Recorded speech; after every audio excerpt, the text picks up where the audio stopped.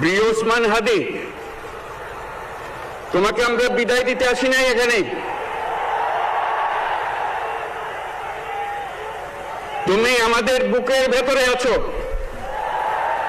এবং চিরদিন বাংলাদেশ যতদিন আছে তুমি সকল বাংলাদেশির বুকের মধ্যে থাকবে।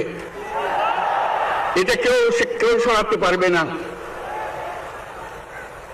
আমরা আজকে তোমাকে প্রিয় হাদি বিদায় দিতে আসিনি। আমরা তোমার কাছে আমরা ওয়াদা করতে এসেছি।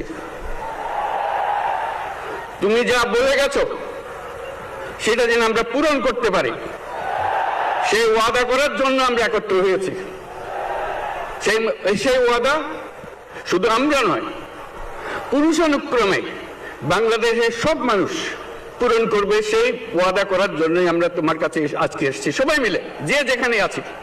আমরা তোমার যে মানব প্রেম, তোমার যে ভঙ্গি, মানুষের সঙ্গে উঠা বসা, তোমার যে রাজনৈতিক দৃষ্টিভঙ্গি, সবাই প্রশংসা করছে।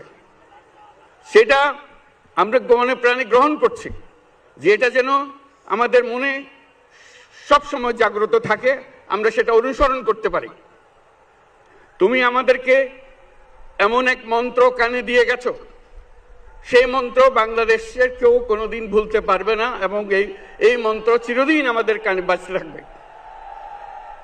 সেই মন্ত্র বাংলাদেশের